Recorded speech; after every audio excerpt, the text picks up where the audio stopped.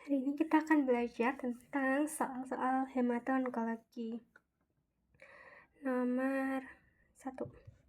Tuan Lita Ruth usia 53 tahun datang dengan keluhan lemas disertai dengan demam hilang timbul sejak 2 bulan yang lalu. Demamnya itu periodik, munculnya 1 minggu, terus mereda selama 1 minggu, terus timbul kembali. Keluhan disertai adanya beberapa benjolan pada leher kanan yang membesar sejak 4 bulan yang lalu. Pasien mengaku semakin kurus, padahal banyak makan.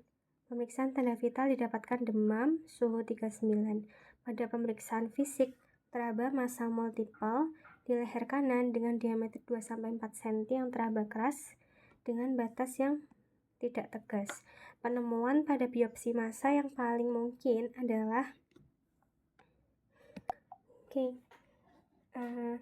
jadi pasiennya ini kan punya benjolan ya.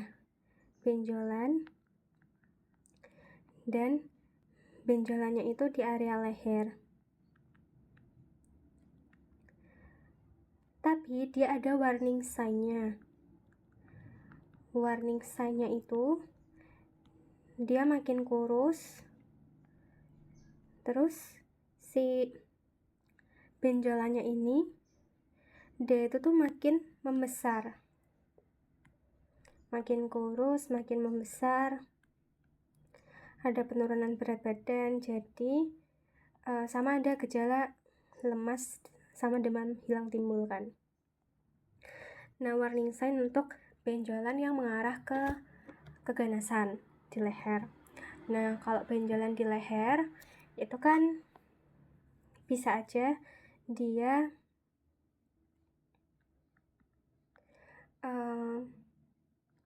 limfadenitis, bisa aja dia limfadenopati, dan bisa aja dia limfoma. Kalau limfadenitis biasanya dia itu didahului sama infeksi. Jadi biasanya dia itu karena infeksi, makanya dia akan terasa nyeri. Jadi kayak lymph node-nya itu tuh pada membesar karena infeksi.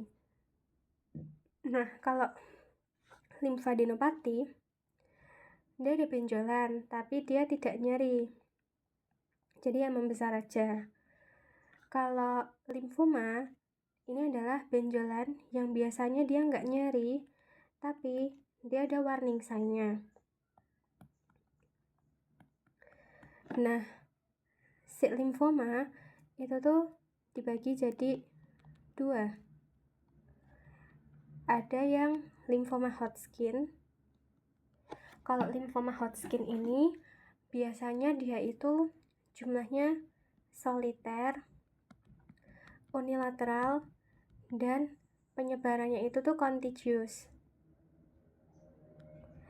Maksudnya dia itu tuh menyebarnya ke area sekitarnya aja. Nah, kalau misalkan kita lakukan pemeriksaan biopsi, nanti ketemunya itu adalah Rich-Steinberg cell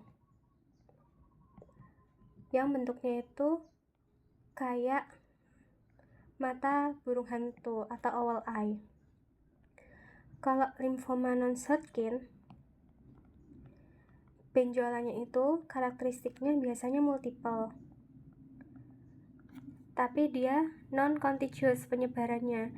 Jadi penyebarannya itu tuh lebih masif, lebih jauh, terserah si tumornya gitu, dia mau menyebar kemana aja gitu. Dan kalau misalkan nanti di biopsi, nanti gambarannya adalah Starry-Sky appearance. Salah satu gambaran Starry-Sky appearance ini bisa kita temukan pada Burkitt lymphoma. Kalau misalkan orphan any eyes, ini biasanya ditemukan pada papillary thyroid carcinoma. Biasanya nanti selain orphan any eyes juga bisa ditemukan si Psammomabodes. Kalau aurats itu tuh ada pada AML.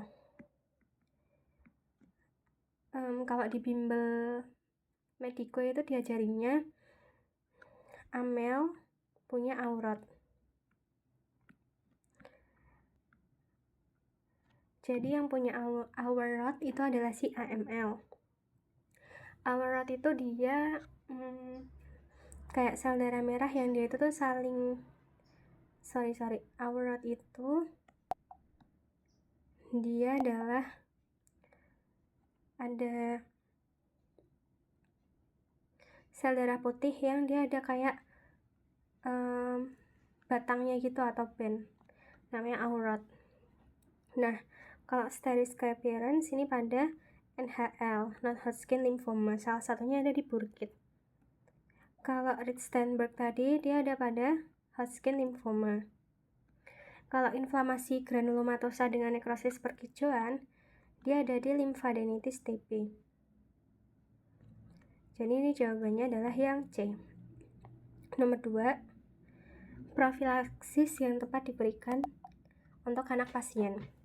Tuan Oldali, dia usianya itu 35 tahun, datang untuk konsultasi. Dalam waktu dekat, pasien ini akan ditugaskan ke Papua selama 1 bulan.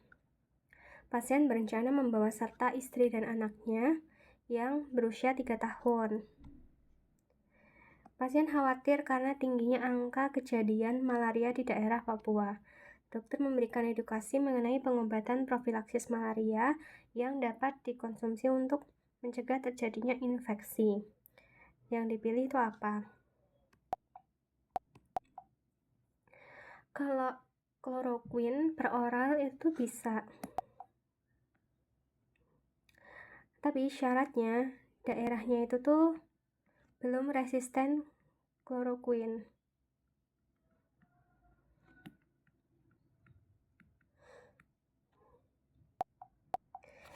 Cuma masalahnya menurut data Indonesia itu tuh daerahnya itu tuh banyak yang udah resisten kloroquine. Jadi kalau dikasih kloroquine itu udah nggak efektif lagi gitu. Misalkan kayak di Papua sama wilayah timur Indonesia dan beberapa pulau lain itu banyak laporan kalau kloroquine itu tuh gagal untuk membasmi parasit. Jadi dia nggak efektif untuk daerah Indonesia. Jadi sudah tidak direkomendasikan lagi untuk terapi profilaksis. Nah, terus kalau yang masih sensitif itu tuh bisa namanya atau vakuon proguanil atau namanya itu tuh malaron. Terus yang masih sensitif ya, atau vakuon proguanil. Cuma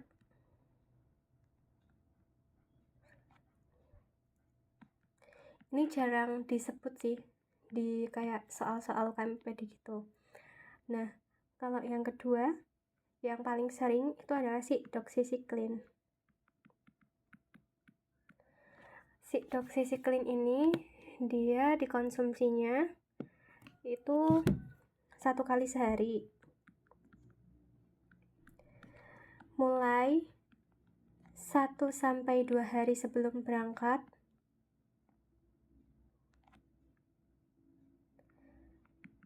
sampai 4 minggu setelah pulang.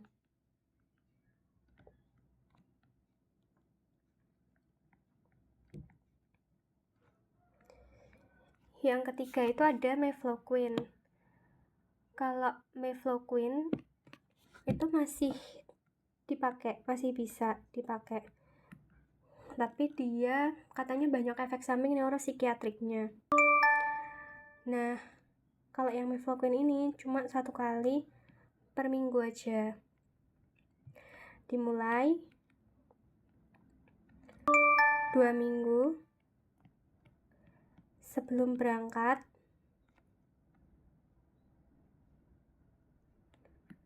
sampai 4 minggu setelah pulang.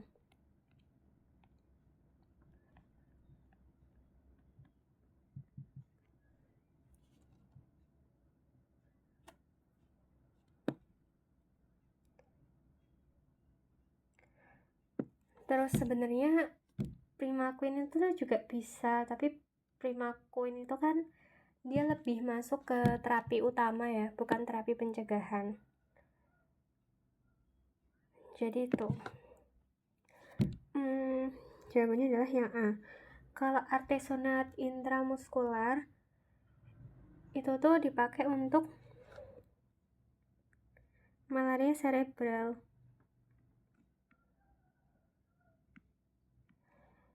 Biasanya dosisnya 2,4 juta IU. Kalau dihydroartemisinin piperacin ini buat terapi. Atau Vaquan Proguanil dia bisa juga sih untuk profilaksis. Sorry bentar. Tapi setelah aku cari lagi, ternyata kalau doxycycline itu dia nggak terlalu direkomendasikan sih untuk anak, terutama yang usianya kurang dari 8 tahun. Kontraindikasi untuk anak usia kurang dari 8 tahun. Sebenarnya kalau di pasien ini, dia disebut ya 3 tahun. Jadi dia nggak boleh ya doxycycline. Kenapa dia nggak boleh pada anak yang kurang dari 8 tahun? Karena dia itu tuh termasuk golongan tetrasiklin. Dia bisa mengikat kalsium, jadi dia akan merusak email gigi dan menyebabkan diskolorasi gigi permanen. Jadi nanti giginya itu tuh jadi kuning coklat gitu, sama dia mengganggu pertumbuhan tulang. Jadi gak boleh dikasih ini. Selain anak kurang dari 8 tahun, dia juga kontraindikasinya pada ibu hamil ya, sama ibu menyusui. Itu gak boleh pakai doxycycline. Kalau yang atau Vaquan Proguanil ini boleh pada anak. Syaratnya anaknya itu berat badannya lebih dari sama dengan 5 kg. Jadi ini jawabannya adalah yang D. Kalau yang nomor 3, Tuan Selaseon, usianya 41 tahun, datang dengan keluhan mudah lelah bila beraktivitas sejak 1 bulan. Pasien juga terkadang merasa pandangannya kabur dan berkunang-kunang. Riwayat terdiagnosis LS sejak 2 tahun yang lalu, rutin mengonsumsi obat-obatan hingga saat ini.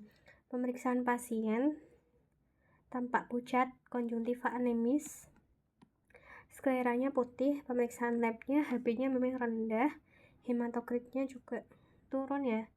Terus MCV-nya dia juga turun, terus MCH-nya dia masih oke lah, normal. Kadar besi serumnya rendah, terus ferritin normal, sama transferinnya rendah. Diagnosis yang tepat adalah berarti kan di sini kita tahu nih HB-nya dia itu tuh 9,1. Kalau MCV normal itu kan dia 80 sampai 100. MCH normal dia 28 sampai 32. Nah, di pasien ini MCV-nya itu tuh turun, tapi MCH-nya normal. Jadi dia masuk ke anemia mikrositik normokromik. Tapi setelah dicek kadar besi serumnya itu tuh rendah.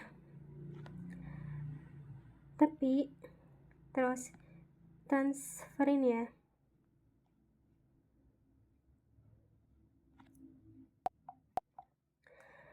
Transferin itu dia protein di plasma darah yang fungsinya itu tuh mengangkut si zat besinya. Jadi iron carrier gitu. Si transfernya rendah.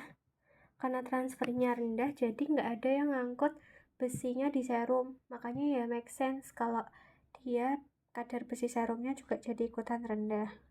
Tapi ferritinnya itu normal. Jadi cadangan besinya dia itu tuh sebenarnya oke. Nah, diagnosis yang tepat pada pasien ini, karena dia dari riwayat SLE ya, dia lebih ke anemia penyakit kronis. Di SLE itu kan terjadi inflamasi kronis, jadi tubuh itu tuh mengunci si besi di dalam makrofag. Yang ngunci itu tuh si hepsidin 1, jadi besi yang ada di sirkulasi jadi rendah. Nah, khasnya kalau di anemia penyakit kronis, selain serum besinya turun, transferin atau TIBC-nya itu tuh juga bisa turun. Tapi ferritinnya itu normal, yang menandakan bahwa sebenarnya penanda cadangan besi itu tuh meningkat atau normal. Jadi tuh produksinya tuh nggak berkurang, cuma dia terperangkap aja, nggak bisa keluar ke serum gitu. Jadi biasanya kalau anemia penyakit kronis itu lebih ke anemia normositik normokromik. Tapi dia bisa jadi mikrositik kalau misalkan inflamasinya itu tuh udah cukup lama gitu. Kayak misalkan pada pasien ini dia SLE-nya udah lebih dari 2 tahun. Jadi udah ada inflamasi kronis. Jadi lama-lama si besinya atau si sel darah merahnya itu tuh bisa jadi mikrositik. Jawabannya adalah yang C. Kalau anemia aplastik itu nanti kita bisa menemukan dia pansitopenia biasanya. ADP dia biasanya anemia mikrositik hipokromik. Kalau AIHA anemia hemolitik autoimun biasanya akan ada keterangan pasiennya jaundice. Terus biasanya kumtesnya itu tuh positif. Kalau defisiensi G6PD ini dia bisa pada konsumsi obat malaria. Terus nomor 4, anak maofil perempuan usia 5 tahun dibawa berobat dengan keluhan lesu dan kurang aktif sejak 2 minggu. Tampak malas bermain, cenderung tidur, beberapa kali tiba-tiba mimisan, meskipun tidak terkena panas matahari atau terbentur. Pemeriksaan fisiknya ada konjungtiva pucat sama tampak petekie di regiovolar bilateral. Pemeriksaan labnya, Hb-nya turun, hematokritnya juga, leukositnya juga turun, dan trombositnya juga turun. MCV-nya dia normal, MCH-nya dia oke. Dokter melakukan biopsi aspirasi sumsum tulang. Temuan yang paling mungkin adalah, nah ini yang kita sebut dengan pansitopenia, di mana ada anemia, leukopenia, sama trombositopenia.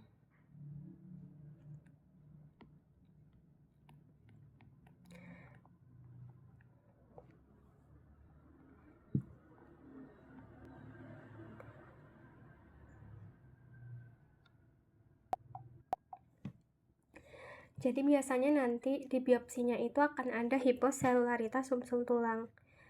Karena jumlah selnya turun, di daerah sumsum tulang yang kosong itu akhirnya nanti akan diisi oleh lemak. Jadi kita bisa lihat vakul-vakul dari lipid yang warnanya itu tuh putih-putih gitu. Kalau limfoblast lebih dari 20%, biasanya ini pada leukemia yang akut.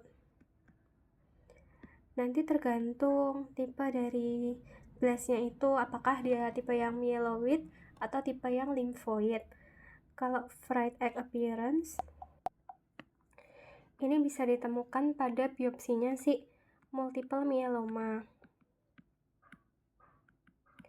Jadi di multiple myeloma itu dia jumlah sel plasmanya itu banyak banget gitu. Kalau badan inklusi sitoplasma di myoblast ini yang disebut dengan Auerot. Biasanya dia di AML. Jadi dia tuh tampak kayak misalkan batang gitu ya, tipis, warnanya itu merah muda kemerahan yang merupakan aglomerasi dari granula azurofilik primer atau lisosom.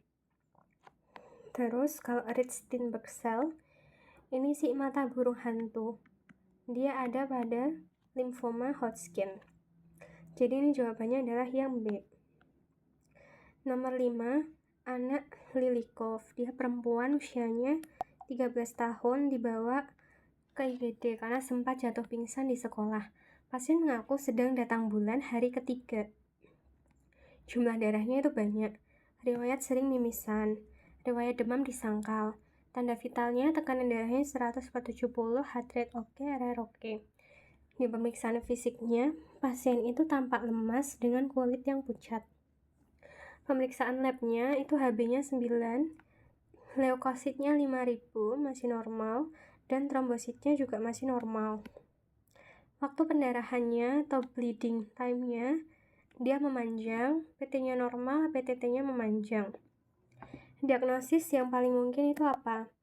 Oke, jadi pasiennya ini kan pingsan karena lagi datang bulan. Jadi kemungkinan darah mensia itu tuh banyak dan keluar terus-menerus. Terus dia juga ada riwayat mimisan juga kan. Nah, yang khas di sini dia sampai anemia karena HB-nya turun. Tapi jumlah sel yang lain, leukosit sama trombositnya itu tuh normal. Dia dibilang bahwa bleeding time-nya itu tuh memanjang.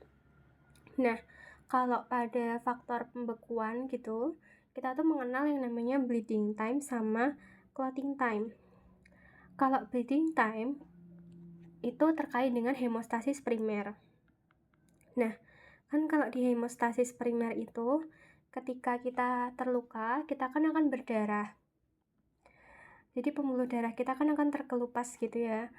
Pembuluh darah terkelupas, terus akhirnya si trombosit atau platelet itu tuh manggil kawan-kawannya untuk menambal si pembuluh darah yang terkelupas itu. Jadi komponen yang berperan pada hemostasis primer itu ada pembuluh darah, terus ada trombosit. Nah, tapi trombosit itu untuk mereka bisa saling menempel satu sama lain, mereka itu tuh perlu lem. Nah, lemnya di sini itu namanya adalah VWF atau von Willebrand factor.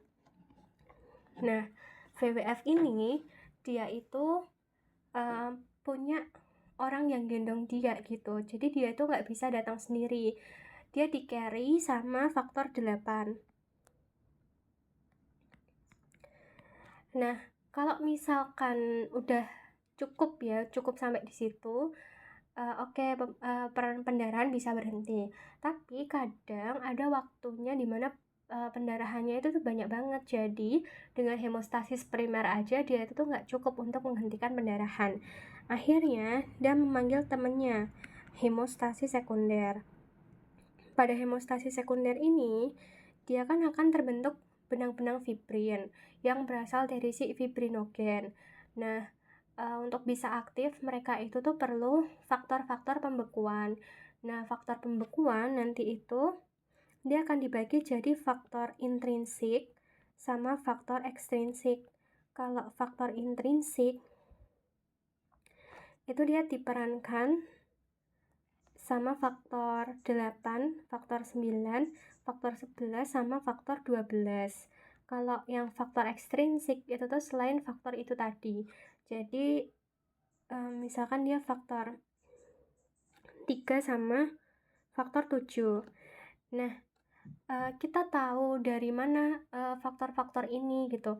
Jadi kita bisa lihat fungsinya faktor-faktor ini itu dari PTA PTT. Kalau yang berperan dalam faktor intrinsik itu kita bisa lihat dia lewat APTT.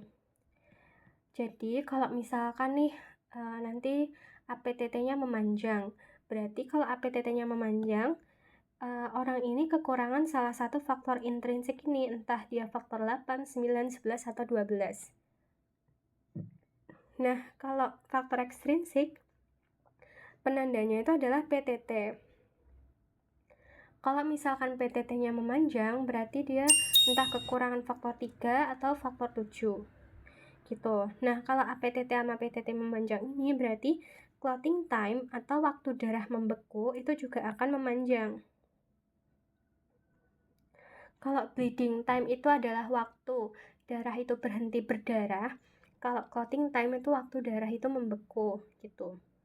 Nah, kalau pada pasien ini kan dia waktu pendarahannya memanjang, bleeding time-nya kan memanjang, berarti masalahnya ada di hemostasis primer. Tapi APTT-nya itu juga memanjang. Nah, faktor intrinsiknya ini berarti ada yang kekurangan nih. Nah, kita tahu bahwasannya si hemostasis primer itu bisa berhubungan sama faktor intrinsik pada komponen VWF sama yang faktor 8. Jadi masuk akal kan? Bayangin kalau misalkan si penggendongnya itu tuh kurang, faktor 8-nya kurang, berarti kan VWF-nya ini tuh nggak bisa ada yang nge-carry dia kan untuk datang ke sumber pendarahan. Jadi pada pasien ini, dia itu tuh mengalami yang namanya von Willebrand disease. Dan khasnya von Willebrand disease itu tuh biasanya dia menyerang anak perempuan. Jawabannya adalah yang C. Nanti kalau misalkan pemeriksaan penunjang itu kita bisa cek untuk von Willebrand faktornya itu kurang atau enggak. Sama yaitu tadi kita bisa cek kalau dia APTT-nya memanjang ditambah dengan gangguan pada hemostasis primer, ya udah berarti dia kekurangan VWF sama faktor 8 yang khas pada si von Willebrand disease. Nah, sebenarnya kalau VWD ini dia itu tuh sebagian besar tuh herediter, tipe yang autosomal dominan. Terus klinisnya ya dia berarti mudah memar, mudah berdarah gitu ya. Kalau mens dia akan prolong atau mensnya banyak gitu. Nah, tesnya selain kita cek VWF antigen penunjangnya ya. Penunjangnya selain yang profil koagulasi, kita bisa cek juga tes VWF antigen. Tes VWF antigen ini nanti akan ditemukan bahwa kadar VWF-nya itu rendah. Terus ada juga tes ristosetin. Tapi ini udah nggak banyak digunakan, tapi masih sering muncul di soal. Tes ristosetin ini dia pakai antibiotik. Kalau misalkan waktu aglutinasinya meningkat, berarti ya udah dia VWD. Nanti untuk tata laksananya, dia bisa diberikan kriopresipitat. Karena pada kriopresipitat itu, dia mengandung VWF dan faktor 8 sekaligus. Selain itu, kita juga bisa kasih desmopresin. Kalau desmopresin ini, dia memicu sekresi VWF. Gitu deh.